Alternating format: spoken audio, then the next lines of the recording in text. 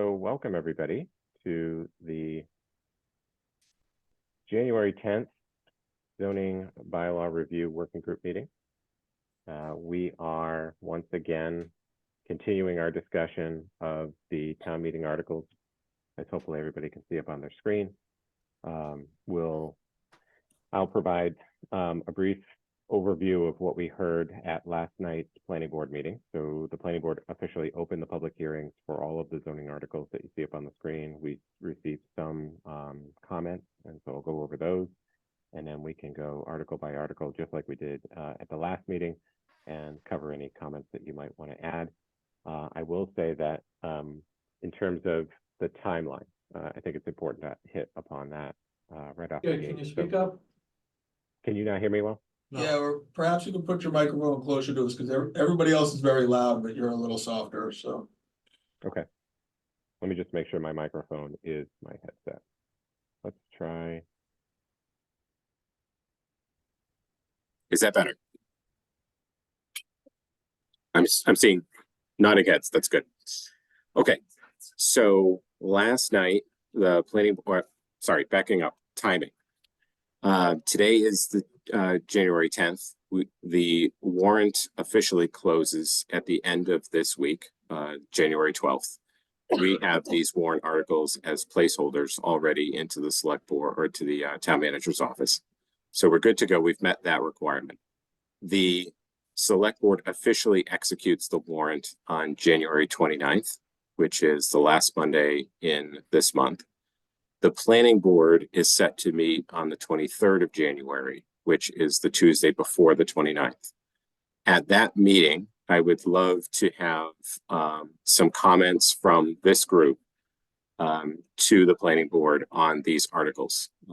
Edits, comments, questions, etc. Just a report out from this group to the planning board for them to consider before they finalize the language of the warrant article itself for the select board to officially execute it on the 29th.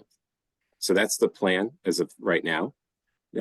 The recommendations and explanations are due or officially adopted and sent out by the select board at the end of February. So there's still some time for us to have an official recommendation and an explanation. So with that, I'll just start with Article 1, 2, and 3. Those are the general definition edits that we're proposing. There were no comments on them at all really last night, other than folks were concerned that perhaps there were some changes being made to the definitions, specifically the wind energy system section. And so I did my best, as did the board, to put that issue to bed. That is not what we're doing. We're simply just picking up some definitions where they currently exist and placing them into a different section. We're not making any edits or changes to the definitions. So we may be deleting the index, which, as everyone here knows, is tied to categories that were created by the new recodification. So that's no longer needed because we're not going to go with categories. We're simply just going to alphabetically list the definitions. Therefore, categories are not needed. So that's Article 3 to delete that. I'm going to pause here. I know, Frank, you had mentioned perhaps tweaking the language of delete these section-specific definitions and change that to relocate. I think that's a great idea. Remove and transfer. I'm just suspicious of the word delete, especially when we're not really deleting it, we're just moving it. Okay. I don't recall anyone else having any other issues with Articles 1, 2, and 3, except for Charlotte, who continues to want to have a definition index. But I think that the E-code itself already accomplishes that. So that's sort of a work in progress. I think it's safe for us to be able to delete that section and not rely on an index for the definitions, because again, they'll be listed alphabetically. We will potentially, provided that the working group doesn't have any issue with it, but maybe some language at the end of the definitions to indicate other definitions can be found in section 247.5, 7 point, whatever, those section specific areas. But again, that's just some minor text additions that I'd like to sort of go over with the working group, if necessary. But I think, you know, ultimately folks who are dealing in those particular sections, be it Mr. Cod or wind energy systems, if they're doing a project there, they're going to have the definitions right in front of them. So I'm not sure that there's a need to refer them to additional definitions. Jed, do you want to get the sense of this group, whether we agree with Frank's recommendations for change and any of these other things, so that when you bring it to the planning board, we can say, yes, the working group agreed? Yes, please. Okay, so I would move that we vote on whether Frank's changes, we agree with Frank's changes. And what Yeah. exactly was it again, Frank? Give me your words again. Well, on first article, we're saying vote to amend chapter 240 zoning of the Code of Falmouth by removing or relocating certain definitions and transferring these definitions to the specific section. So we get rid of, delete, and add. Okay, so then I would need a second to accept Frank. So Jed, So I'll Jed, can second. you just share screen the first article too while we're discussing this? I'm doing it right now. So, here we go. Can you all see that? Mhm. So here's that first article, and I think Frank wants to change this word here. Well, actually, in the first paragraph, Jed, you've got it covered up by a little box Sorry. there. By deleting certain definitions, we're not really deleting them, we're just removing them and transferring them. That's my comment. So the plus with doing that is that when you're using, like Frank said, the word deletion, the public gets very nervous with the word deletion because they think you're making an actual change. That might even Right. also help with the state, knowing that you're not making an actual change, you're just doing a relocation. That's So correct. that is in that case, and then what about the second one down?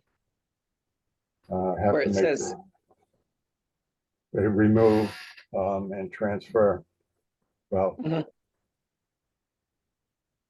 So same language, remove and transfer. yeah, Mhm. but then in the third paragraph, amend section, or you got the word add there again.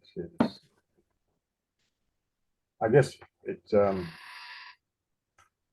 wordsmithing, I think, is appropriate. I just cringe when I see the word delete in a zoning bylaw because a lot of people may misunderstand what that means. But particularly in the context of an article where we're not really deleting it, we're simply moving it. Mhm. That's just my concern. Okay, so if I were to just reiterate, it would be this area here. Hopefully everyone can see my cursor. Yeah. Mhm. So it's this area here. Yeah. Replace deleting and Yeah. then delete here with remove and transfer in Yeah. both cases. Or relocate. Yeah, or something like that. Relocate. Yeah. Okay. There's no need to take a vote. We're not an right. official subcommittee or anything like that. As long as I don't see anybody raising their hands and saying, no, no, no. It makes good sense.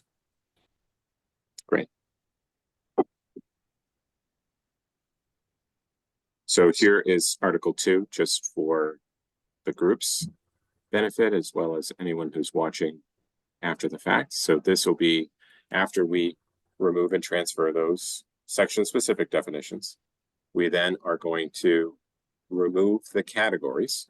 And so let me just show you what that means. So pardon haphazardness here, but Mhm. here are the categories that our consultants created in this recodification. So industrial related terms is a category, kennel related terms, another category. These items would simply be deleted and the terms would then just remain. They would be sorted alphabetically. And that's what Article 2 is all about, just removing it and then an alphabetized list. Mhm. Seeing no issue there. Again, you could probably use the relocate phrasing so that people don't have the impression that something is being technically removed, because you're really not, right? You're not, Oh, yeah, we are. Yes, We we are. are. We Yeah, the are. category. being Yeah. removed. right, you're taking it out of one location, but you're placing it elsewhere. No, No, no. You're So striking categories. So the words industrial related terms, Noreen, that you see Yep. on the screen. Yep. That would be completely Right. erased. So you will no longer have a definition for a contractor yard? No, just the words industrial related terms. Oh, I get you, the titles you're Yep. removing, okay. You've got it. So then Article 3 is we're then deleting the index. Okay, so once this loads, you'll see what this means. So it's delete section 3.2. I'm going to go to that in a minute. And then of course, we're going to renumber the section because when we get rid of 3.2, 3.3 is then going to become 3.2. And let me show you what that means. What if you just put a note next to 3.2 that, I don't know, instead of renumbering, that if you just leave it with some notation? So this is what 3.2 looks like, right? So it is quite literally the index of the categories. So if Right. you want to find, Yep. for example, if you want to find lodging, or Right. I'm sorry, commercial accommodations, you Sure. have to go to the lodging category.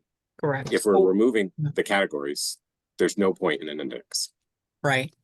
But what I'm thinking is if in order to save yourself renumbering, if you left the word index and then you said see definitions or whatever, just so that you don't have to renumber. I mean, I guess that's part of the question and problem is that as we go back over the years and we look at old bylaw references, you know,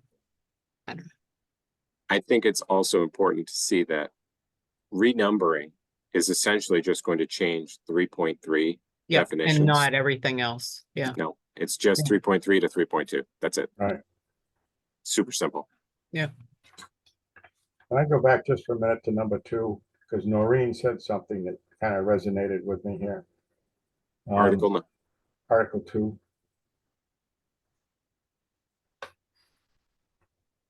If you 2 say, is alphabetical. yeah, removing the categories, some people may think that you're removing the whole category, including the terms within it. So if we say we're removing the category titles, mhm, just the titles, mhm. Good catch. and not the terms that are underneath categories.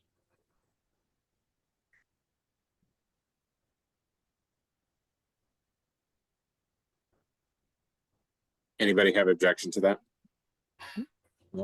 Nope, that works.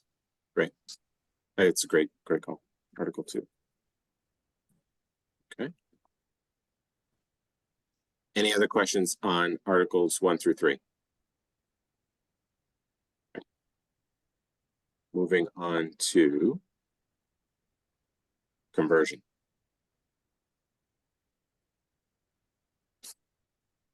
So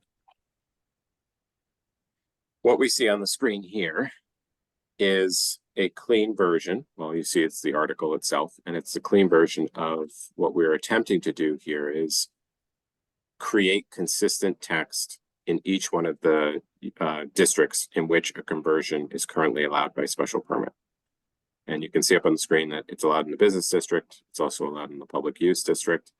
And if I scroll down further, which I'll do. Allowed in the Yeah. single residence use district. Correct. Now, business and public use, if you have read the red lines, the language was not consistent. And so what we attempted to do is create essentially a foundation, if you will. And there are 3 items for if you can convert up to 4 units that the ZBA has to consider. One,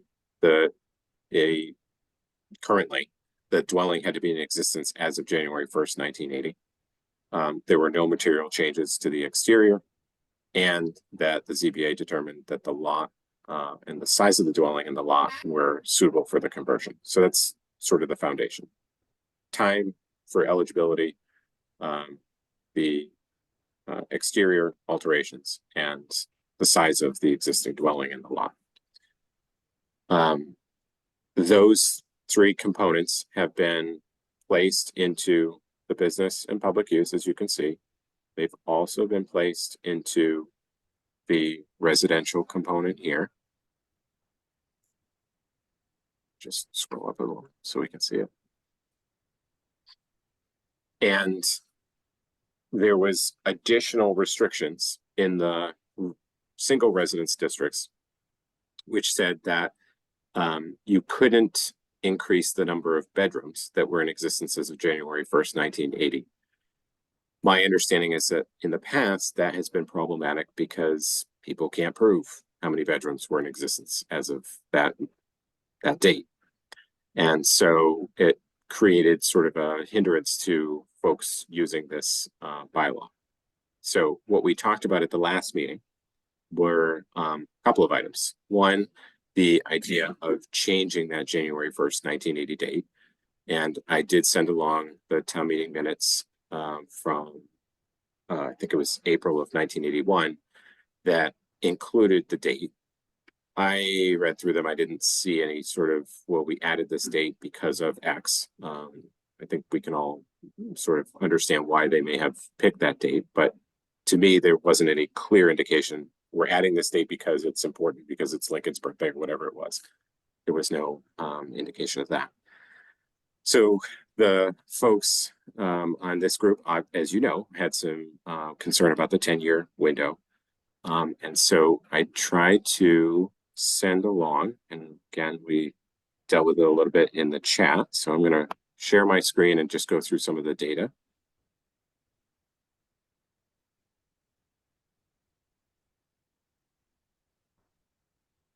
So very broadly, hopefully everybody can see that. The tables, I'm going to zoom in, just want to make sure everybody's seeing my screen. All right, good, you're seeing that. So on the right-hand side is current conditions. That's a structure that was built before 1980. And we used over 2,500 square feet simply to demonstrate that if someone wanted to go up to 4 units, a unit might be approximately 600 square feet, give or take. That's kind of small, but 4 of those, obviously that's 2,400 square feet. So we thought above 2,500 would be something that we could sort of rely on in terms of someone might be wanting to convert. Obviously, we could change that square footage and come up with different numbers, but this is essentially what it's showing. On the right, the orangish red is 1980. The green is before 1990. The purple is before 2000, and the blue is before 2010. So I will zoom in to give you a sense for what that looks like. And maybe what I can do is just 2 at a time here. So on the left-hand side are obviously the zoning districts in which this conversion is allowed by special permit. I then just separated it by 1 family, 2 family, and 3 family structures. The vast majority, as you can see here, are in the single residence B and C districts for the 1 family structures. The sort of, good news here is that as you make your way from right to left, you can see the gradual increase as you increase 10-year periods in terms of how many more structures would be allowed. And what you'll see is the vast majority of them are additional 1 family structures. So I'm just going to kind of go right to left. So in current situation, it's roughly 6,300 structures. You get up to 8,400 structures before 1990. And gradual increases, especially in gradual in the 2 family and 3 family, but more substantial in the 1 family. And then if you were to increase it to built before 2010, this is the final outcome. Those are structures that would just be eligible for a conversion. So there's been So just for explanation, so on the blue one, the 10,399, so is that the total of structures from the prior to 1980 date all the way through, or do you need to add all those up each section? That's the total. Total. So by adding the 2010 in there, the 10-year, we'd be adding eligibility for approximately 4,000 structures to be Yes, converted. yes, Plus every structure that's built every other year after that. Yes. So maybe Gary would know what's the average building permit, at least that we're doing now, for single family structures a year?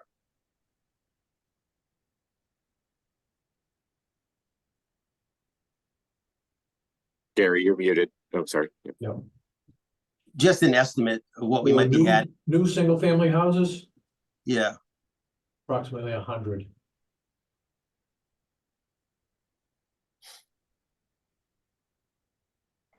So there's been some discussion about, understanding that the working group had some concerns about that 10-year period. Also understanding that the planning board is focused on achieving a goal of the housing production plan, which is where this conversion of a dwelling unit came from. Basically, the housing production plan said you need to consider anyway, expanding diversity. So allowing more of these conversions might be a way to do that in single residence zones so that you can not just have single family homes. So there's this, concern about too many of them, changing the character, plus, addressing the, ongoing issue that we've got with housing in town. There may be a compromise in terms of changing the date. So, in discussions with other folks, January 1st of 2000 might be a nice sort of cutoff in terms of, I hate to use the term threading the needle or coming up with a compromise between something that's, very, very recent and something that's super, super old. That might be a nice start to chip away at or to potentially create these small changes that the planning board might be agreeable to. And so that would be it would be the purple table. So Jed, this is just my concern, which is a little different than that. So the bylaw does not do any restriction on how these units are rented. Correct. The 1981 town meeting, their biggest concern on getting that passed was they were worried about the Victorian houses in Falmouth Heights. They wanted to try to save the large Victorian houses. They were worried people would tear them down. And they were thinking if they would allow them to do this, this would make it more, economical. The problem that you have today versus 1980 is the main rental areas in town are Falmouth Heights, Mara Vista, New Silver Beach, those areas. Adding homes in those areas, being able to do multiple units without any type of restriction has just opened that entire area up to summer rentals. And the issue you get with summer rentals is the issue that we're getting now. Because there's no enforcement, and quite honestly, the building department really doesn't have the manpower or the time to do it. When complaints even go in on summer rentals, those tenants have already left before the next tenants come in. When you have the issues in Falmouth Heights and Mara Vista, let's just say on parking, let's say that you approve a unit to do four units, and you figured out that there could be 6 cars on the site. Because back in the 1981 town meeting, the argument that they made is that the zoning board would make sure that if there were 4 units, they could actually park 6 cars on site to take care of it. I don't think that actually is how it works in reality today. You take those small lots in those small streets and you have people that start renting out for Airbnb or summer rentals, you are avoidably going to have people that park on the street. There isn't any way to control it right now.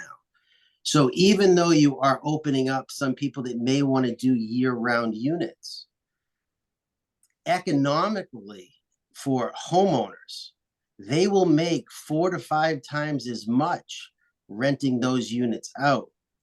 You're also creating a situation for developers if you leave that 10-year date in, because you will have developers that will build, and they will build the structures looking 10 years ahead, thinking if I build the structure this size now, I can use it as a rental or investment now. And then when I hit that next 10-year date, I can just gut the interior and now I have 4 rentable units. Those were all situations that weren't happening back in 1981 when they did the town meeting. And even when you read the minutes, they really weren't even concerned about summer rentals back then. They weren't concerned about any of those. They didn't have the pull in the town economically that we do today. So I just want to make sure when the planning board's considering this, they think of that situation, because once you open up these loopholes, they are very hard to close. I live in Falmouth Heights. I don't live close to, on the beach end, but I walk the neighborhoods there. And yeah, there's some units that you could easily change. Back in 1981, they didn't even know what material change was. They thought material change means if you put an exterior a stairway in, that's not even considered a material change. It would be today. The material changes definitions today are a lot different than they were back in 1981. But none of these issues came up back then. Now, if you're thinking of doing something to, increase affordable rentals or year-round rentals, and you're thinking to do a change like this, then you should be considering something that says, if this change is done within this time period, they are year-round units. They are not short-term rental units. You put an additional restriction for opening up these additional possibilities with the properties. You put in there a requirement specifically on parking. You look at these highly congested neighborhoods, you look at these smaller lot sizes that would be allowed. And if I was doing this, I would look at what is the smallest lot size that would be allowed, and then use that as your general rule to work off of. But you are going to need to figure out parking issues on these lots. You are going to have to look at restricting something on the tenancy. You may want to put something in there that says, we'll offer you this option if you agree to do affordable deeded restrictions, which is something that we lost before. But I just tell you, I just know the build out in Falmouth Heights. I know the build out right now, and I can tell you, as much as the town needs the year-round rentals, there is a massive population down here that can't find summer rentals. And if they knew that homes could start being built with multiple units, they already have a full set of people that will rent them for the summer. And again, there's no cost. And if you're looking in the areas, the summer rental areas, of course, are closer to the beaches because they can walk to the beaches. So, and those are some of the areas where you need these affordable rentals. Those are the areas where people, can walk to town and walk to these areas. You can get these J1 workers. But without any type of restriction aspect, this could be a doom case scenario for the town. If you look at Gary's situation where you have 100 to 200 single family homes every year, then you start adding those up every year, that all of those homes could then, within a 10-year period, reconvert again. You're having people that do building plans. When they look at lots nowadays, or they tear down a house, they don't even look at what their use is. They look at how large a structure can we fit on the site. So what you'll create is them looking, now this is how large a structure. Now, if down the road I want to convert this to 4 units, how do I set it up easy enough so that I can, convert them later on and just have income streams? We don't have anything. If I would feel much safer if this town had something in that did a restriction on Airbnbs like New York has done, because if you do that, Airbnb will actually restrict themselves. Many areas in New York have restricted that they don't allow Airbnbs anymore. So when the property owners contact Airbnb to get on the list, Airbnb actually rejects them. We can't take the properties in. Because the one thing that Airbnb does for the homeowners is they make sure that all the taxes are paid and what's due the state. That's why most owners like to use them. But again, that's just my biggest worry. Now, between the last town meeting and now, you're right, you haven't had a lot of these conversions. And I think it's more the fact that people don't know about it.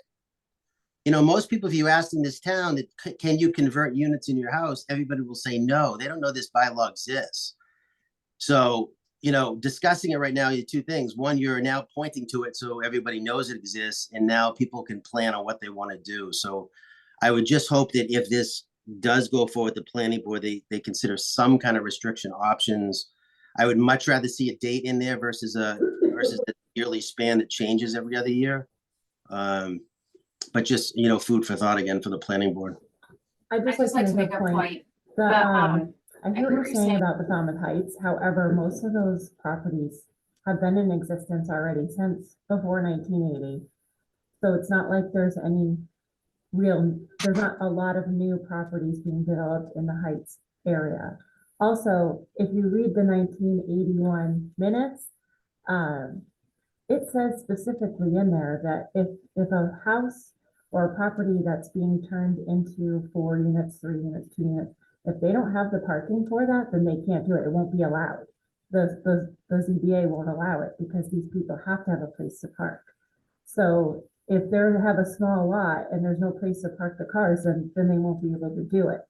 So I don't think that that's going to be, I mean, people are going to rent their houses illegally, Airbnb, regardless of how many units there are in there. I understand that they'll be able to rent to more different families if they have more than one.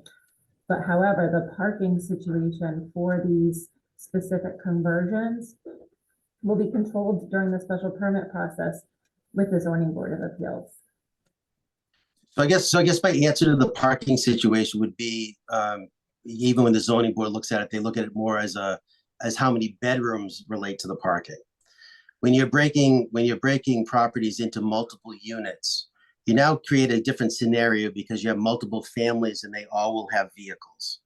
You're not looking at the situation where you might have a rooming house or somebody's working there. The other thing is what's happened in Mara Vista, and of course, you know, in Falmouth Heights, is because of the town sewer, you're now seeing, you know, almost every home tears down and rebuilds. They don't do much on the additions anymore. It's just easier for them. It's cheaper. So if you're looking at this as a long case scenario, I mean, you could ask even Noreen, you know, how many homes in the last 3 or 4 years in Mara Vista since the sewer have come for, you know, complete tear downs and rebuilds. So when you have these areas that are changing over that way, where they are tearing down, rebuilding, that's where my concern gets in on the time frame period of the 10 years. Right, but I think regarding parking, we can't have different parking requirements other than what the bylaw says. And right now, the bylaw requires 2 parking spaces per dwelling unit.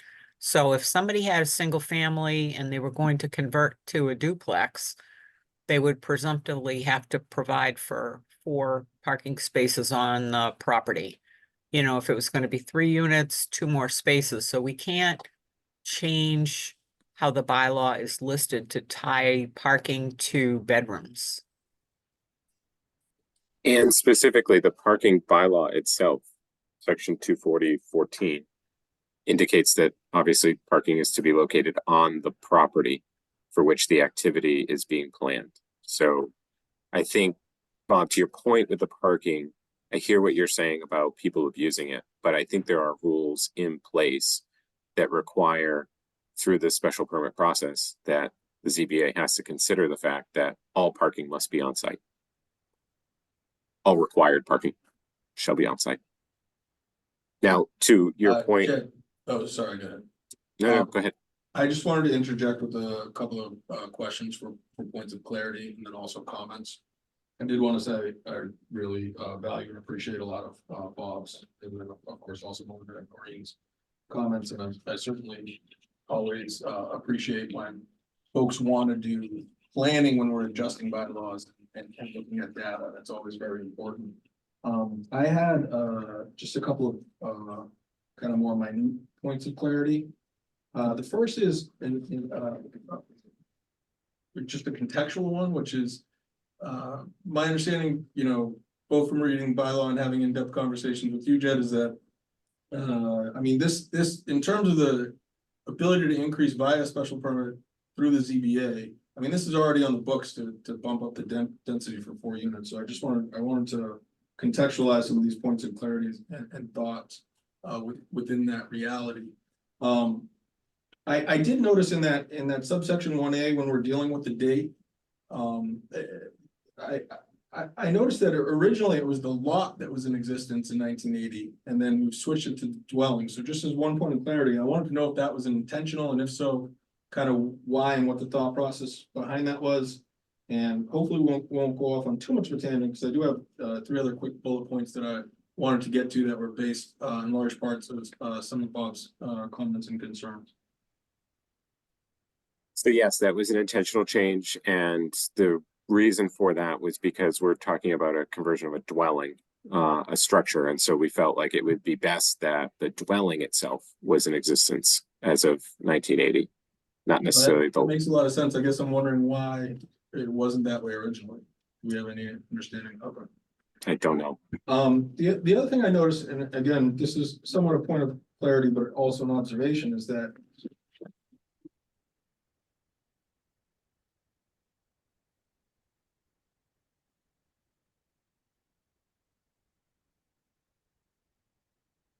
So just so you guys know, if Brian, if you're still talking, we can't hear you.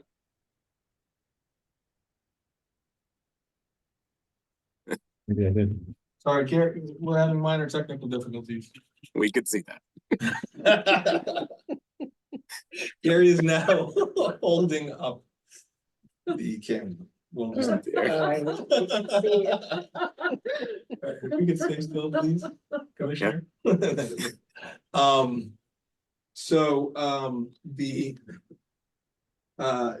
There is already in subsection 1E, it looks like there is already a limitation that prohibits home occupations and taking borders. Perhaps a simple addition to that to address some of Bob's concerns would be also to prohibit short-term rentals. Just a thought. Of course, yeah, and that's a valid point. It raises the issue of whether or not we can enforce that.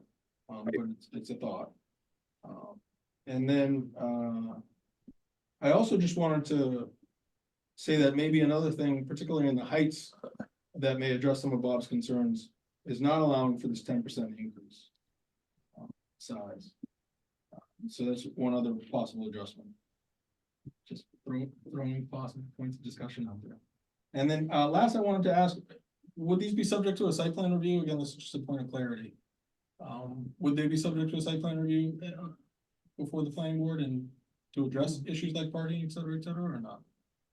Well, I think in situations, so as you can see in the single residence district under its 2D, currently the idea would be to allow gross floor area of the dwelling to be increased by no more than 10%. Now, if that 10% results in more than 500 square feet of floor area or roof area, then yes, they would in theory be subject to site plan review. However, site plan review is typically done for non-residential uses. So it's a great question, one that I would probably want to kick around with Gary. But 500 square feet is essentially our cap at this point. That 10% could result in that. I guess the answer is I'm not sure yet. But though now, if you're talking about a basic unit being 600 square feet, if somebody puts on a 500 square foot addition, they're essentially adding a unit, correct? I mean, essentially, yes. And I guess the other thing I would say, just in remarking on smaller lots, is that if you have these conversions and it may be taking place anyway, you will wind up with lines of cars in the front yard. I But mean, again, yeah. Yeah, and I guess that sort of design and that parking, layout would be subject to review and approval by the ZBA, right? And so, And maybe you also have a note that says, all parking is to be within the subject lot, and that may make some clarity for folks as well. We had a problem at the ZBA where in the Heights, the street is 40 feet wide and many people's whole front yard is part of the street, but they don't know it because it's all full of grass and and gardens and everything. So if you allow parking in the front yard, they really need to get a license from the selectmen to be using the street, because they're Right. using the street. Right. And it's, I think if you drive around the heights or walk around the heights or go around the heights on a bicycle like I have been doing, you see a lot of cases where cars stick out into the street. So I'd like to return, because I think it's important that we try to take these bit by bit. So the date or the 10-year period. I know that this group has raised some issue with the 10-year period. What does the group think about, instead of a 10-year, we 20. do a January 1st, 2000? Why not 20 years, since that way it keeps moving? Anybody object to a 20-year window? That works for me. That's fine. Because I think that also, to Bob's point, is going to discourage people who are building new today. But of course, that could be the developer's future preference, right? Would be to find a home that's now 19 years old and say, hey, I'll buy it today and change it tomorrow. But, you know, it is what it is. But in terms of new construction, I can see people thinking 10 years ahead, but 20 years, I don't see. Yeah. I think you're right. Okay. Now, the summer rental issue, completely understand that. Now, we've got some language in the accessory apartment bylaw, which, you know, I'm not quite sure is you know, something that we can just copy and paste here, but there is a restriction on owner occupancy for an accessory apartment and rental periods. We can certainly try to incorporate some of that language or to address that particular issue that Bob has brought up. And I'm wondering if folks. Yeah, I would appreciate that. I think. Yeah, that I guess the question I would have for you is, if somebody undergoes a conversion and then they create condos. So we'll just guess that somebody converts into 3 units. You're going to have 3 separate owners. And at that point in time, those separate owners may separately decide to rent to somebody or not. So I realize that the short-term rental issue in town is a large one, and it hasn't been solved as of yet. And so I guess there's just more to come there. But in terms of, you know, how do we control this situation? I think it might be challenging because of the enforcement component ultimately at the end. Well, it's interesting what Noreen just brought up about the condominium. So that is something that is very common now with developers looking for multi-unit buildings. And when I was on the ZBA, we even had some units that were individual units that condominiumized. So I think in general, you know, I think there's some really good ideas behind the change. I think pushing something of this magnitude for spring is difficult, because in our last 15 minutes, we've come up with a situation where, what if you condominiumize? What if there isn't a homeowner? You know, how do you enforce? If you have answers to at least some of those things in front, and you know how you're going to handle it if it passes, then you're ready for it. I mean, right now we've got enforcement issues. Everybody knows with everything in town. You know, it's very easy to say that if you require parking not in a front yard or you know, very specific on your property, well, then they're in violation. Well, I can tell you from experience that according to this town, the only one that can put them in violation is the direct neighbor. You know, they don't take complaints unless you're a direct abutter. You don't even have to be, you can't be in the neighborhood. You have to be a direct abutter. Then that a direct abutter has to sign an affidavit thing down at the building department, at which point all their information legally has to be turned over by the person you're complaining against. So I'd rather see something set in place so you don't have to worry about that complaint issue in advance. The comment about the homeowner occupied, I think, does have an extra plus. if something does go wrong with rentals, again, it's not condominium buys, but it's rentals. Having an owner occupied structure has somebody you can actually serve that owns the property. It has somebody that has to be in control of the property. And that was one of the concerns we had. I think Pat remember when we did the accessory apartments, is that if you didn't have that, there actually was nobody that could be held accountable for anything Right. in the property. So that might be a big plus. You'd have to run stuff by town council regarding restrictions on rentals. You know, Brian just mentioned it, and I don't know what legal restrictions you can do. If you're tying it to a special permit, you might have more leeway because you're giving somebody another option they could do if they follow certain guidelines. So that, I mean, that might be a plus because it's a special permit. But all these things need to be thoroughly vetted out. You know, I just Well, think I this guess- is really a rush. Bob, I understand what you're saying. However, this bylaw is already in effect. It's been in effect for like 40 years.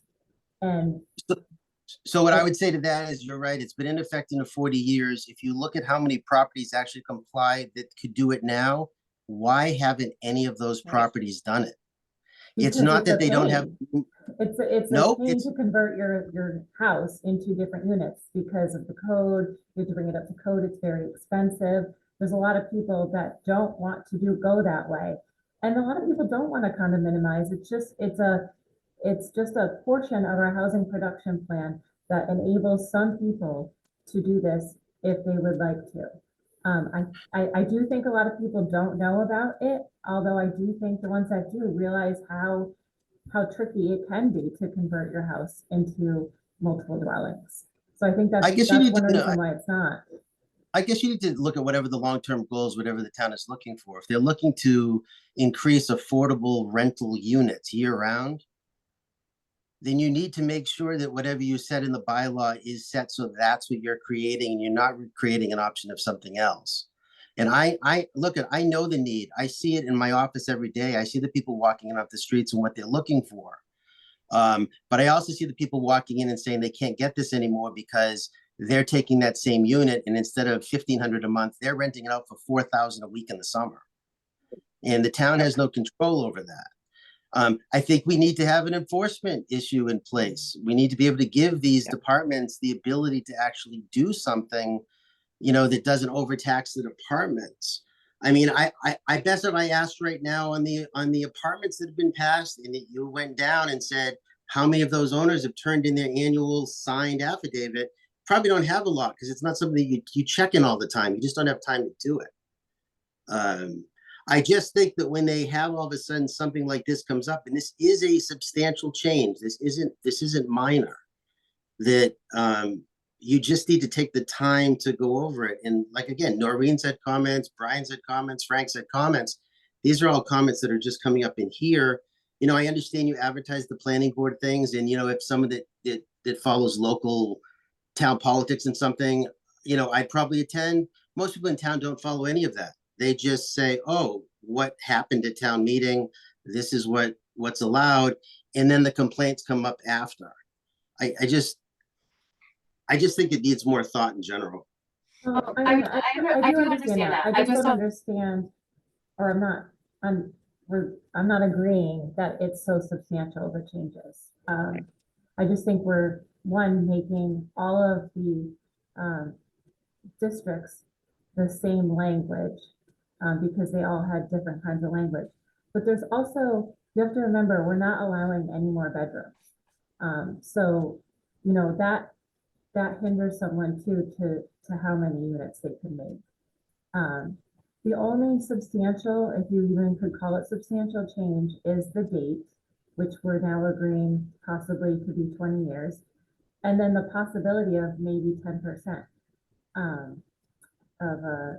of an addition. I don't see, I mean, unless I'm missing something, I don't see how it's so substantial from what's already there. Yeah, I guess what I would also include is that if somebody's on septic and they have a 3-bedroom house, but they have a 4-bedroom septic, I mean, they would be allowed to create a 4th bedroom. You have to keep the bedroom count the same. if you're converting. Right, but what I'm saying is if somebody's on septic or sewer, shouldn't they be permitted to have the number of bedrooms that they're allowed? Not Like if they're this. doing the conversion, whatever they have for in their house, if they're gonna do a conversion, even if they Yeah. have a 4-bedroom septic. Right, but They, would if it, they only have 3 bedrooms in their house, then they should only be allowed to still have 3 bedrooms. right. So but Melinda, I it agree with you might on be that. more encouraging to people if they were able to add a bedroom. I think the issue you have is that when these bylaws weren't done, there was no town sewer. There was no residential town sewer. In residential town sewer, when you sign up for town sewer, and I've got 2 properties on it, one commercial, one residential, you're told when you sign up by right, no matter what the town regulations are, you can have 4 bedrooms. So I don't think legally you could tell them that you can only have 3 bedrooms in the house, but the sewer allows 4. You can't have 4. And I don't have an issue with that. If they're allowed 4 in a sewer, I think the 20-year difference, it makes a huge difference from the 10-year. You know, it's Yeah. like what Frank said and what you just said, you know, planning something 20 years in advance is a lot different than 10. Yeah. 10 is very common. Mhm. Yeah, Um, and it certainly seems fair that a conversion should have the same rights as a raise and a rebuild, right? Because if you had a 3-bedroom home and you had a 4-bedroom septic, Board of Health is gonna let you raise and reconstruct the house with 4 bedrooms, right? So why would we not also allow that for a conversion? In fact, in some I think the cases, difference here is you're getting yeah. an increase in density units, you know. Right. And then what if someone wants to upgrade their septic? I put just in a want to point out one denitrification other point there, system. though, just doubling back to this date issue, you know, the evolving date of the 10 or 20 years versus like having a date certain. Again, and this is just purely from a planning perspective. From a planning perspective, if you have a pinned down date, then you would know how many potential units can be converted, and then you can actually quantify density. You know, getting back to Bob's point earlier when he asked Gary about the average number of building permits that are issued a year for single families in the residential districts. You know, the number grows. So if you don't pin down the date, then, you know, it's just subject to an evolution and an unpredictable end game for ultimate density, which is just something that needs to be very seriously considered from a planning perspective. So why don't we pin it down to the year 2000? It seemed that we were all okay with the year 2000. That would take care of that problem. There is also, you could add, there are no home, this is in there already under E, there are no home occupations, taking of boarders, or short-term, and in parentheses, less than 3-month rentals. That would kind of take care of that issue. But I've got another issue because it's come up. Well, okay, we are allowing additional bedrooms because we took out D. There are no additional bedrooms above the number in existence in the dwellings as of January 1st, 1980. So we are not keeping the bedrooms the same. We are allowing additional without so much as a may I, mama. So, The problem with that is too, that under F, we're allowing, even in the Water Resources Protection Overlay District or Coastal Pond Overlay District, we're allowing the minimal lot size to be 15,000 square feet. So if we are simultaneously allowing that and taking out the restriction of bedrooms so that they could add more bedrooms in, I think we could be creating some problems we're not thinking about. Yeah, I guess what I would also suggest is that we have been talking and will apparently eventually circle back to home-based businesses or home occupations.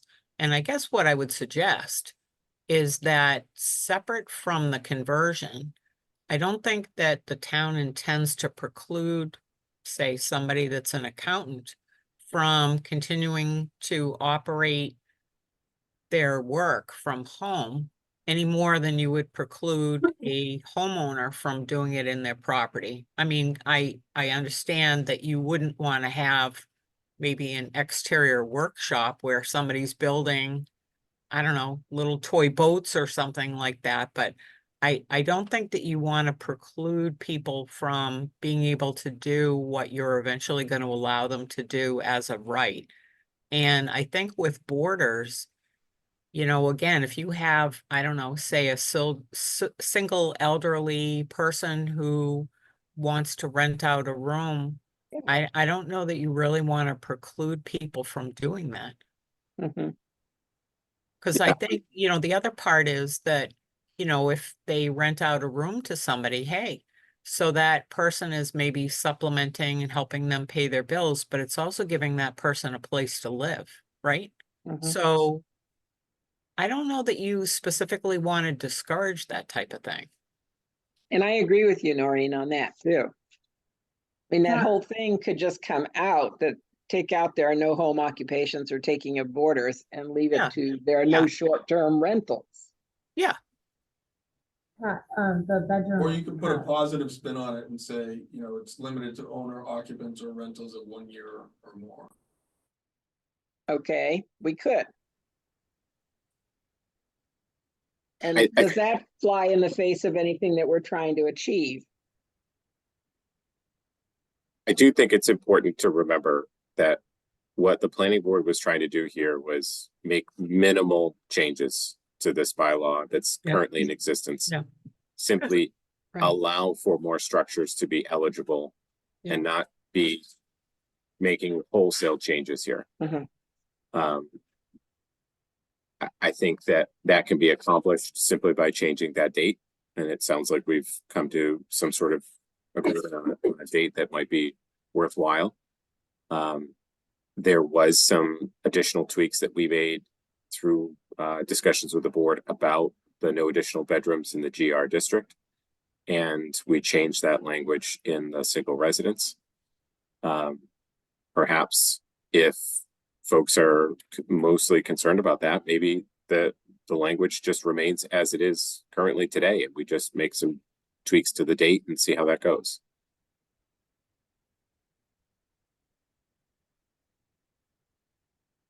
I'm not And seeing that would be, agreement we there. could take that, well, we could take that to town meeting, just a change in the date. Without these additional tweaks that we've been talking about. It all seems to be coming under the residential. We don't have any problems with the business. Well, the only other real tweaks that we were doing was we were trying to make all of the districts have the same wording. Right. So some had other words, some left out things, some had extra things in it, and we were just trying to make it all the same.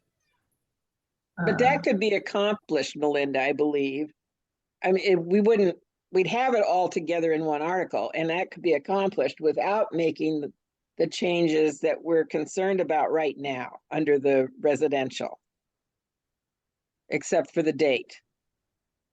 And now there's no preclusion if you do the conversion about having an accessory apartment as well.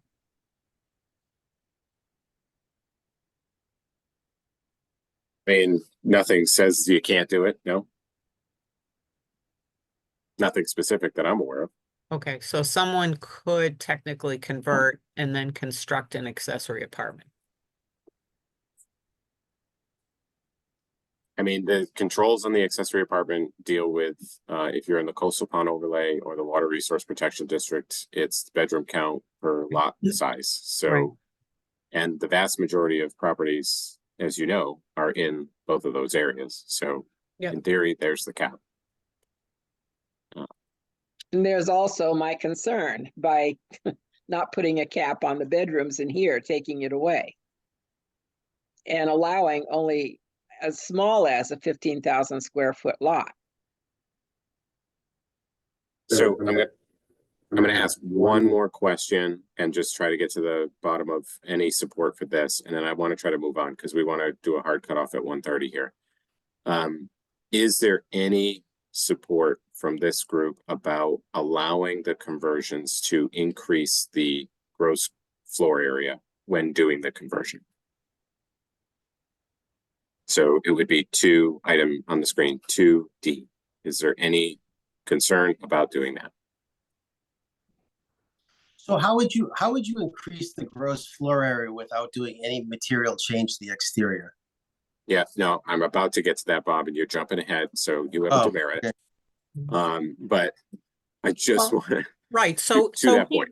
right, so here's the thing, is if somebody has a single family home and they're allowed to do an addition,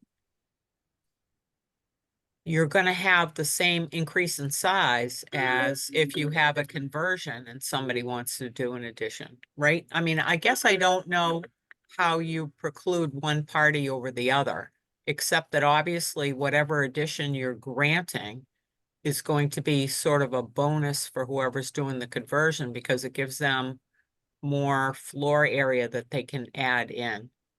But, you know, maybe if you have a lot of a sufficient size, maybe that's not unreasonable. Especially if you have a lot of room in the side or the back where Yeah, yep, nobody's gonna see it.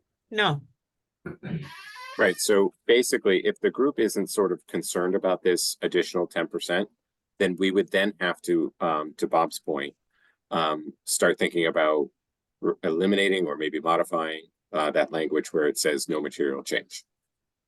Again, we're getting deep into the tweaking Yeah. of the bylaw, which we wanted to stray away from, but Yeah. again, if we're allowing this expansion, clearly we can't have conflict.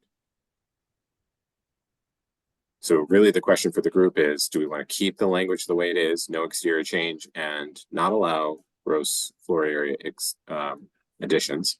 Right. Or do we want to consider the additions and make some other change? And to be clear, what the plan would be is we would take this feedback, we, the planning office, we would take this feedback from the group. We would then come back at our next meeting with an amended version to see if there's any support there. If we can't come to any support, then I think we have to seriously consider just pulling back on what we want to do here. yeah. I think we So I can leave- guess, oh, Leave sorry, material change because it has to be approved by the Board of Appeals. So Well- it's not a prohibition, it's just a Yeah. caution. Yeah. yeah, well, Yeah, I so think- I guess here's the other part is that clearly if somebody's converting, you're going to have to add additional egress, right? So Yeah. there's gonna be doors, there may be more windows put in. So, I mean, to me, those are more of a change in the facade. I don't look at that as being, quote, a Right. material change. I would look at a material change as being an addition or, you know, some type of extension to the structure. Noreen, And that's that's why it says unless approved by the zoning board of appeals. So if you Yeah. choose to add an addition, then you can. Yep, that was I think- why it was added in, because when we were discussing it in the board, some of these could be converted if you could bump it out a little bit to get a bathroom, or if you could put a stairwell in. That right. would prohibit any other units if you couldn't do that. Again, back to that town meeting in 81, the reason no material change was in there is because the whole purpose of the bylaw then was to keep the Victorian houses that they thought this was going to relate to. Had nothing to do with expanding all throughout the town. It had specifically to do with the larger Victorians. They mentioned it multiple times. That's why they don't want to do the material exterior changes. They didn't want to change the looks of the neighborhoods with the Victorians. They were trying to, you know, keep a different feel of the area. So that's, you know, that's then, this is now. But if you take no material change out, you then open up to people expanding as much building envelope to the lot. Again, you just need to think about it. If everyone decided now they're going to do maximum expansion on the lot and maximum units available, you know, what effects will it have in the long run? That's all. But only allowing 10% is not opening it up to full lot coverage. And we would add language that would indicate compliance with the remainder of the zoning bylaw in terms of its dimensional requirements. So devil's So advocate, that raises a bunch of issues. First off, I do want to say I agree with Frank's point that the wording unless approved by the zoning board of appeals, which is proposed for that material change concept, does, you know, I think it does clearly read as that intent is to curb that 10%. In other words, the 10% can be read together with that. I think that it may help to just add something in that subsection D to let the zoning board know that that's the case. You know, just like a light reference or cross reference between the two. But yeah, the whole issue that this entire conversation is raising, that it's important for both the working group and the planning board, and then, you know, eventually town meeting, if it gets to that point, to consider is the issue of pre-existing non-conforming uses in lots. I mean, you know, people who already have, you know, who are already not compliant with dimensional requirements may be seeking relief under this provision of the special permit. So if you have a house that was in existence 20 years ago, and then you take out a building permit to do a maximum expansion of that existing house, you actually get the permits to expand the house to whatever size that you want. And then before building the expansion, you decide, now I've got the permits for the expansion, maybe I'll just go ahead and do 4 units. Are those 4 units limited to the original house, or are they limited to the new permit? What do you use for your date? Do you use just the date? I mean, how much of the original house has to stand to use the dates? Is there any? No, Bob, that's a valid point that you're raising, because, you know, which is separate from the comments I was just making there, which is, yeah, somebody could seek some sort of other expansion under some other provision of the bylaw and then go off of that as a 10%. And I think you're right that the original bylaw, which either just capped this entirely or referenced the specific date, or both, I think,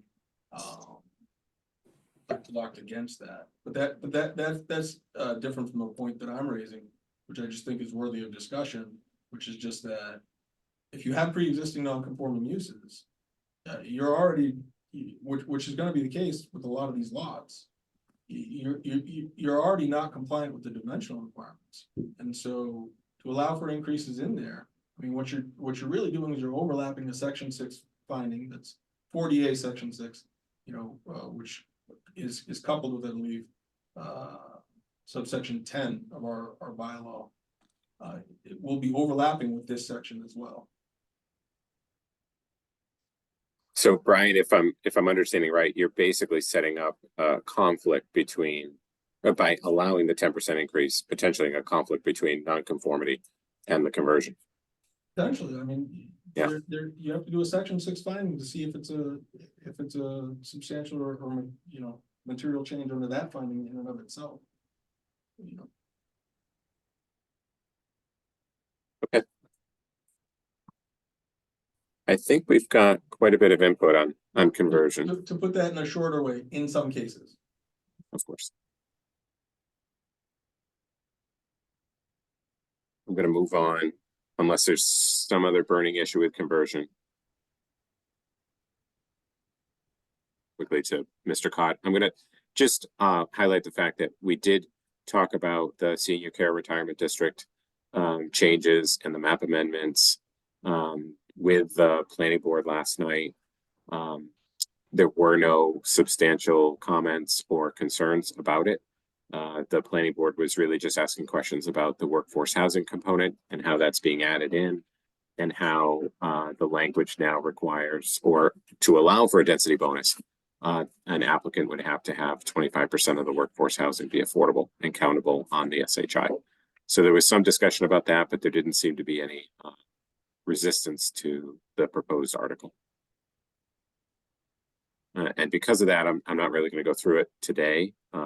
So I want to try to focus on Mr. Codd, because there was some interesting, or there were some interesting comments related to this article in particular, as it relates to how to handle situations where a special permit use is coupled with a by right use in a mixed use development, which is an allowed use under Mr. Codd.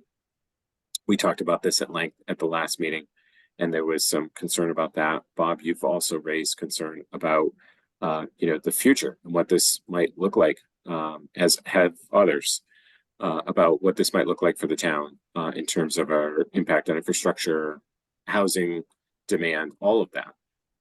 And so I think there's some genuine concern about Mr. Codd and the amendments that are being proposed as it relates to future impact. So as an example, Mr. Codd is a site plan review approval. Let's say down the line, 5-8 years, we've got a ton of housing downtown, and we just have a development that's being proposed that just isn't in harmony with what the town is looking for. And it proposes to do things that the town is opposed to. Perhaps its impacts to our infrastructure or other things. Through a site plan review process, it becomes very difficult, if in fact impossible, to say no to a development project like that, especially if it complies with the regulations that are written into Mr. Cobb. And so there's some serious concerns about what that future might look like. And so, although there wasn't any sort of comment at the planning board meeting last night, it certainly is something that I think is worthy of discussion with the working group as it relates to this new language that is being proposed to be added in, which would allow for a special permit use to be granted by the planning board in a mixed use development situation. I think that this article in itself perhaps needs a bit more work, and I would advise, or I would ask the group to, consider that as we move forward, because I think there's some serious questions here that need to be addressed before it makes its way to town meeting. So with that, I'm not going to say we want to pull it at this point, but I do want to open the floor in case other folks have concerns that they want to voice about this language allowing the special permit granting authority to be the planning board. I do want to note one last item before, again, it's open. There was no discussion or concern last night at the planning board meeting about allowing the maximum building height to go up to 40 feet on properties that are 2 acres or more. That did not come up. However, the additional language that we're proposing, which is in this section here, Attorney Ahmed did provide some additional language that he thought would be helpful for this section, but basically allowing for traffic reduction strategies to be considered as another way to reduce parking. So it's just something that, there's a lot of movement on, and I want the Jed, working one group other to consider. concern too that I know has come up in the past when we've been discussing this bylaw, in addition to all the ones that you mentioned, is the issue of kind of front loading the increase in density on one portion of the property. For example, we're seeing that in a different context as a 40B on a very unpopular project in town right now, where there's concern about how the developer's putting development all in one area of the land. And so, that's another thing that if we do decide to take our time and really put some thought into this, that's something that we should also think about too. What happens if property, a developer uses up the density on one portion of the property and then subdivides the remaining portion? Is a subsequent, should the bylaw allow a subsequent applicant to then just do the same thing, even though all of the density has been used up? Or should it expressly not allow it? Right. I think you also have to look at it when you're dealing with these overlay districts in general, that, years ago when applications would come in, people would look at what districts do they fall under. They would see which one actually gives them the most leeway, and that's what they'd apply under. And then the new procedure is that if you're under multiple districts, you'll just apply under the maximum for each individual district. So what you're getting in reality is actually people double dipping for, options and properties, where I don't think that was probably the original intent of what happened. But that's something to watch out for, because if you can just take the maximum effect of every district that your property might be in, you come under a whole, other set of issues with everything. People just didn't look at stuff that way before. They picked the one that, gave them the most options, but that's not what's happening anymore. And I don't think that was the intent of the overlay districts. I think the intent was to give someone another option if they wanted to apply under, but now you're getting people that are applying under multiple districts for, individual properties. So, that's something that's eventually going to have to be worked out, no matter where those districts fall in town. Yeah, and so that's what we try to accomplish with this added language here, is basically saying, you're at a fork in the road when you use the overlay district. You can choose the overlay, or you can choose the underlying zoning district. The problem is a definition or an allowed use within Mr. Khan is a mixed use development. And that's broadly determined as a mix of residential and non-residential. And so it's just this cauldron of potential allowed uses that can be mixed together. And now it becomes problematic with the underlying zoning district because, as we're seeing play out, one requires a special permit. And I think it's more complicated with something like a Mr. Cod because there is an affordable component to it versus a 40B. So in many cases, the affordable component that's allowed under Mr. Cod actually is conflicted with something that might be a special permit. You may have specific criteria needed for your affordable units or your affordable housing, but your secondary permit is actually in conflict of those. So if it ever goes to that, and you have, let's say you had affordable units that had certain restrictions on them, and that was one permit. And then the same property has a separate permit, but one of those options that they're using is in conflict with the restrictions on the affordable housing. Which one overrides? Would somebody like the state allow things to go on in SHI if a property had another permit on the property itself that had an option that was being conflict with that? And again, I think that's why when people were thinking of these, they were thinking you would just apply under one district. You wouldn't apply under two. Because these get very detailed and there's always an issue that you've never thought about that all of a sudden comes up and now you have a problem. You have a restriction on affordable units, usually that they have to be year-round units. Well, what happens if you have a property that has another permit that says that you don't have to have year-round units? Which one complies? Let's say you had to break them up at that point. It comes back to Noreen's original thought on the multi-units, like when they were talking about the conversion of 4. Well, then what do? Do you then do some kind of a condominium conversion? And then if you convert to condominiums, now how do you split up the original permits? So that's the complication of the overlay district. And I'm in it downtown. I've got a property that's mixed use. I've got commercial and residential. I now could fall under Mr. Cod and I could build a ton of units here. I'm now finding out that on top of that, I could probably apply under something else and just expand everything. But and that's when you're making these planning decisions, they all interlink together, and you have to make sure that what you actually think is going to happen is what actually happens. And that's where all these conflicts are coming into. We haven't really had anything under Mr. Cod that's been built. The ones that have been approved just didn't build. So there's no specific property you can go by that's actually been built under the district.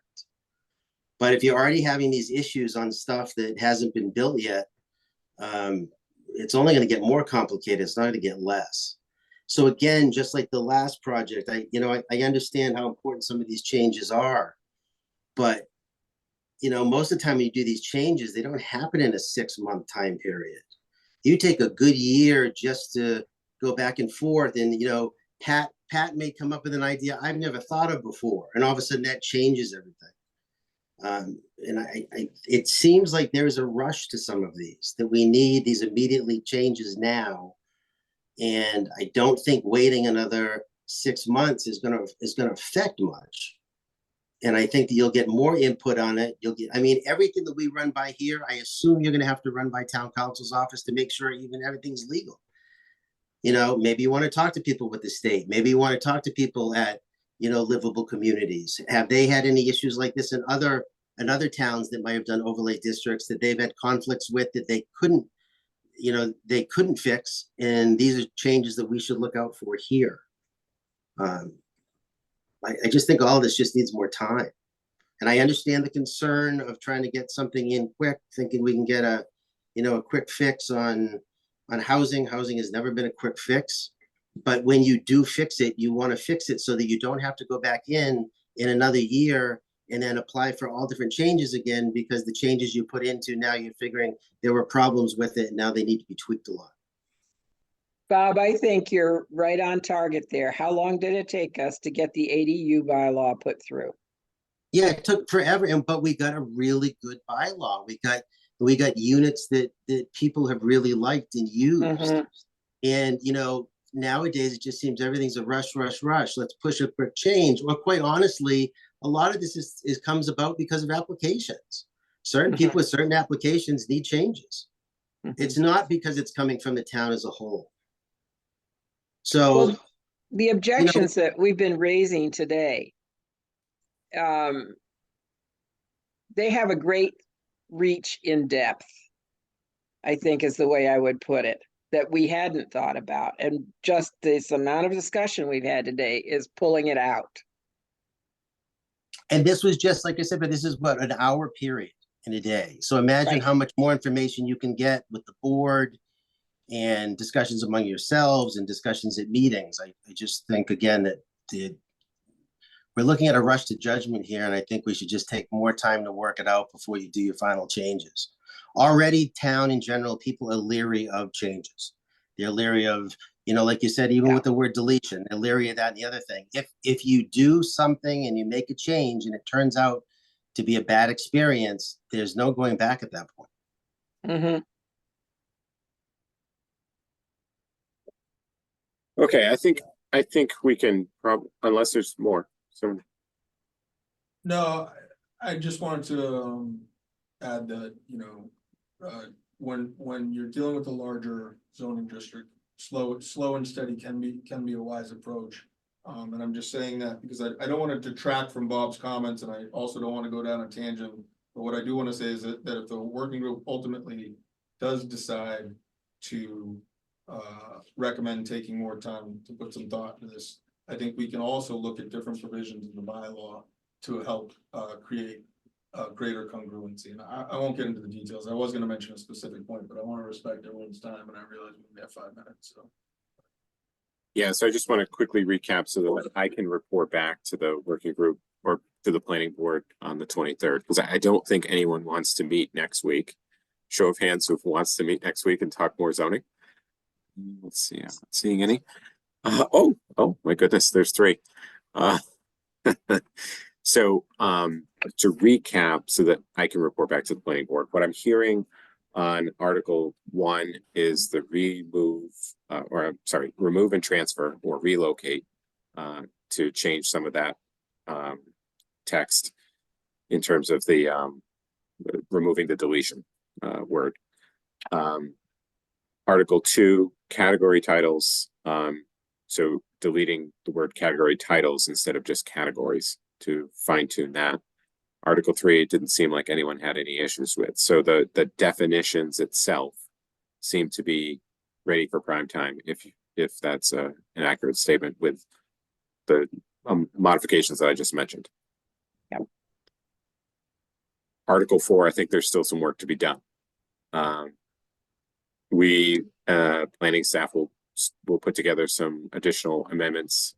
We won't have those ready for the planning board public hearing, but we'll report that the working group is still working on some refining of final language, and it may ultimately not come to fruition before town meeting. So that's what I'm hearing. Article 5 and 6, same thing. It's still 2 up in the air for the working group to submit a positive recommendation for those 2. Well, And those are Mr. Cod. Jed, the definition for the mixed use development, are we that far out on that? Well, We so haven't discussed it. we haven't. My recommendation would be that we do those things together. So if we're going to be modifying the bylaw, we should be modifying the definition at the same time. Okay. And then Article 7 is our senior care retirement district. Like I said, I didn't hear any negative comments last night. I haven't heard any negative comments from this group, other than, making sure that an applicant has to do both the workforce housing and the senior care retirement development. They can't just do one or the other. I don't, Yeah, sorry, just one comment again. I just want to reiterate the comment from the last working group on that. I would just recommend striking the reference to section 12, not because I think section 12 doesn't govern a waiver. I think it does. I think section 12 also governs the entire special permit bylaw as well as any other special permit under the code. I just think it would create a lack of clarity in terms of reading the code as a whole, if it's put in just for the waiver provision, as well as reading that special permit section of the code, and not just the waiver provision. yeah, just for clarity's sake for the group, I'm just gonna go to what Brian is just referring to, and that is in future number 13 under planning board review. As you can see up on the screen, there's a red line here that says after consideration of special permit review criteria described under section, you can read it here.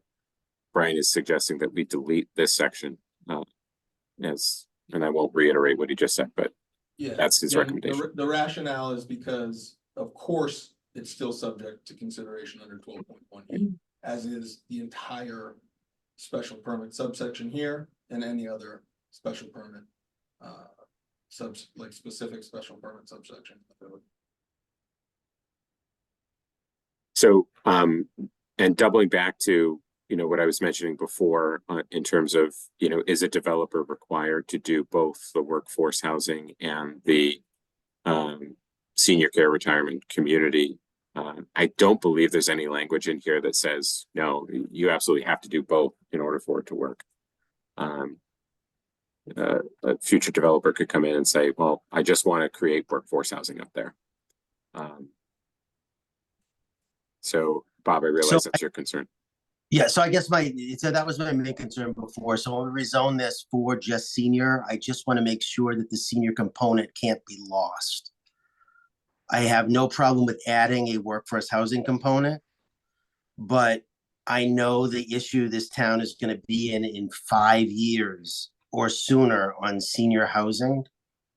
So I would like to see it linked with the senior housing, that they could do affordable with senior, or they could do senior, but they couldn't just do affordable with no senior component whatsoever.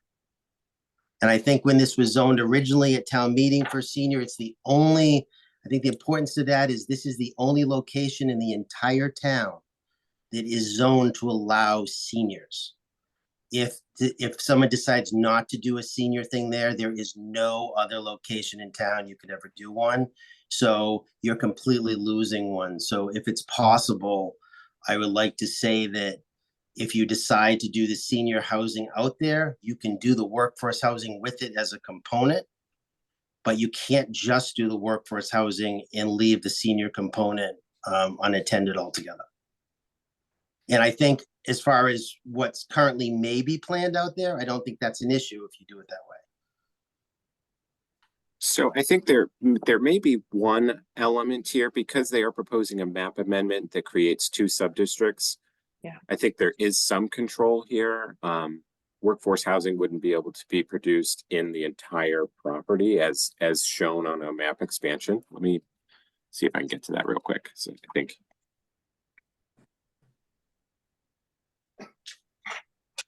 Apologies for going over time.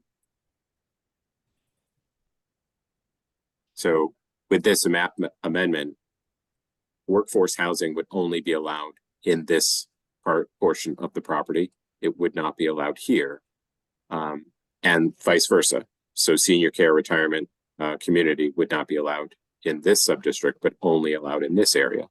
So in some ways, I guess there is. So I don't see that as a problem on however you want to break up the property, wherever the senior goes and wherever the workforce goes.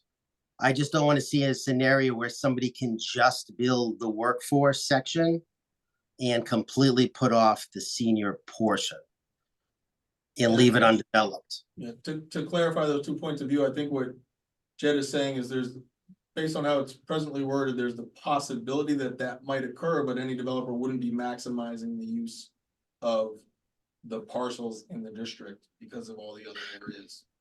Yeah, I'm not worried about maximizing the use. I'm worried about the fact that if a developer chose to do that, we then to get no senior housing. I think the permit could be given for the building, that it must be, somehow it's- linked. yeah, you can only do a certain amount of the senior and a certain amount of the workforce. So that's what And I then just you want. come back yeah. and do it again, so it's done Yeah, in you could- phases. To come back. Yeah, you just wouldn't lose it. So somewhere in here, that has to be touched on somehow. You know, if there was other areas in town that were zoned senior, Pat, I wouldn't have a problem. But Right, this is it. but we don't have We- anything. We get a one-shot deal, and that Mhm. was the only reason we zoned it.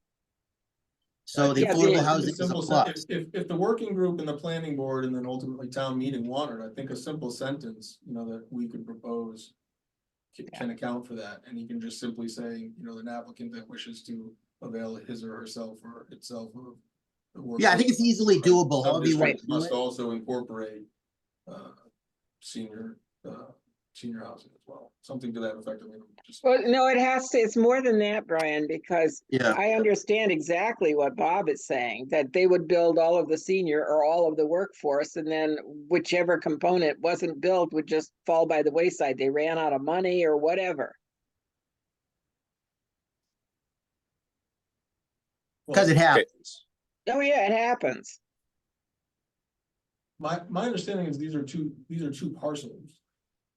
So I currently, they're two parcels with potentially some title issues in the center. No, No, but One. 6 parcels, One. really. Yeah. Oh, is it? Well, so just to be clear, right now, there are several parcels in this layout. Now, they're proposing potentially to merge it all together into one, but that's still a work in progress. But this would be one sort of district Okay. with 2 sub-districts. Yeah, so another possibility, and this is just spitballing here, is you leave it as the SCRD district, and then you make the workforce housing a sub-district contingent upon development of senior housing as well. perfect. That's perfect. that'd work. Okay. And I do want to just, sorry, go ahead, someone. Okay. I do want to raise one item. Apologies, we'll just get back to this. There is some language in here that allows the planning board to waive dimensional requirements. So I'm just trying to get to it quickly so that we don't go too far over time.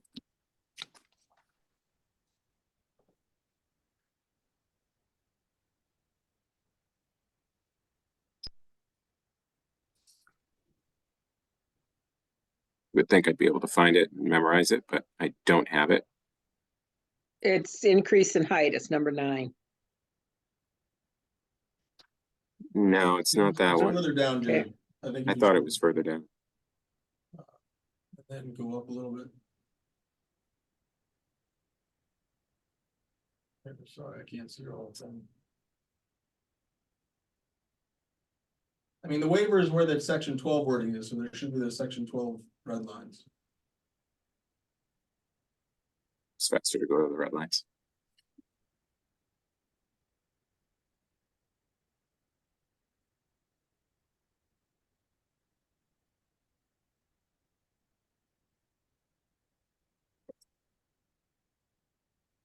Density?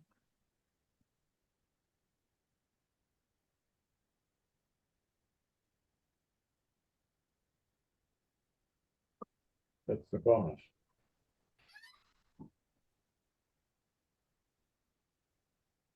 Here it is. An SCRC. So in our dimensional compliance section, it says that, I apologize, I'm moving it around. A SCRC and a workforce housing community shall comply with the dimensional requirements of the zoning bylaw unless waived by the planning board as part of the special permit. We really liked that statement.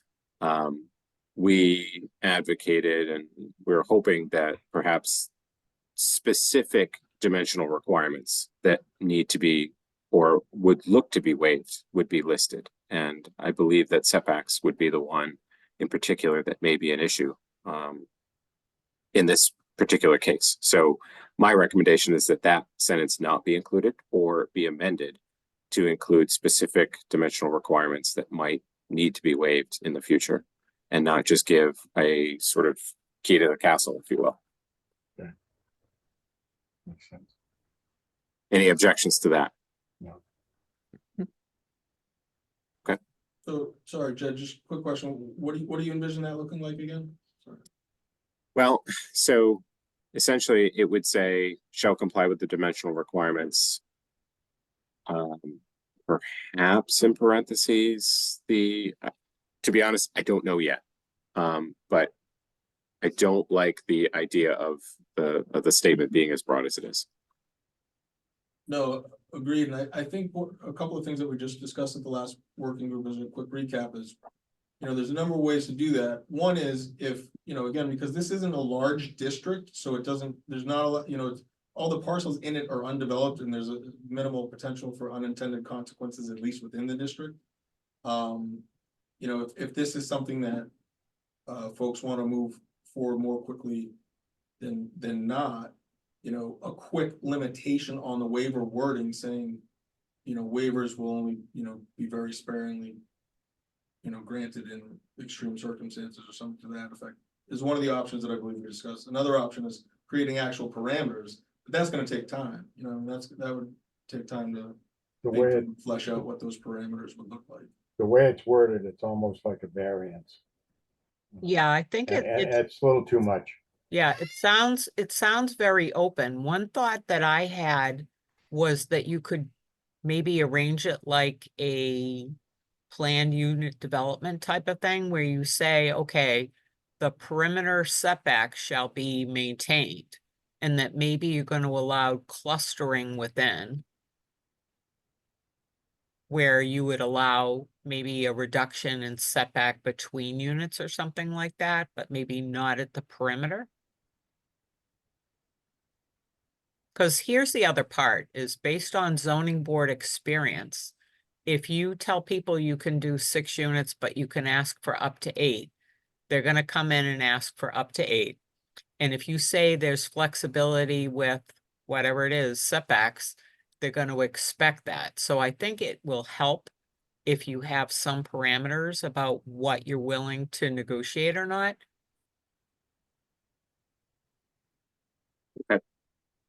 Yeah, like I said, I don't want to continue on the conversation because I want to be respectful of our time. So it's definitely another feedback item for the planning board for the next meeting.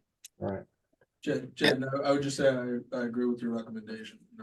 The two options that I was floating out there are just two ways of going about doing it. One is likely more time consuming than the other. Thank you. Absolutely. So we typically talk about our next meeting at the end.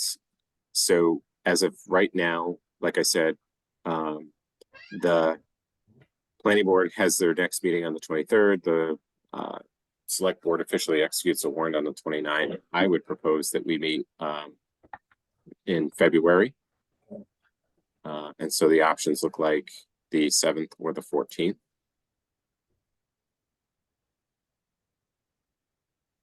Any issues with February 7th? No. No, That's fine for me. Are we looking at the noon meeting time? Like we did today, 12 noon? Unless folks want to revert back to 11. I prefer 11, but I can do 12. I can do 11 on the 7th. I think they changed the time for me for today. Okay, I'd prefer 11 as well. That works for me. Great. Okay. We'll pencil that in and we'll be in touch. And Jed, you mentioned that Attorney Ahmed had submitted some written comments of wording to be put in. Could you forward those over? I will do. Yes. Thanks. Okay. Thanks, everybody. Appreciate it. Bye-bye. Thank you. Bye.